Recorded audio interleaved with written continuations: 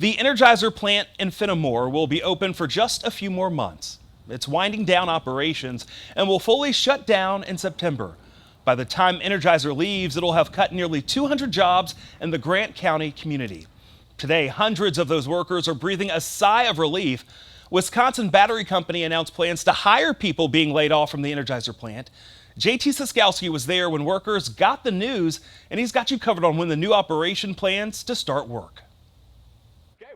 Wisconsin Battery CEO Jeff Green wasn't expecting a crowd at his tour of this former Family Dollar store in Fennimore Friday. I texted 2 people and said, hey, I'm going to be in Fennimore. But more than 24 former and current Energizer workers showed up. I want to get those people hired. We've got a grant to get them trained. You know, we want to get going. And this is really the only building in town that will do that. Green wants to take advantage of the training the Energizer workers have. Wisconsin Battery's Fennimore operation will start small, just packaging. It's literally what they've been doing, short of the production. Green hoped to buy the Energizer plant itself, but he says the company told him no. Space-wise, nowhere near the 200,000 square feet, in their current facility. Leaving him to look for a temporary home so that he can hire the workers before they find jobs elsewhere. This 10,000 square foot space is just meant to be a toehold, with the eventual goal being to find a more permanent home with much larger space to accommodate a production line.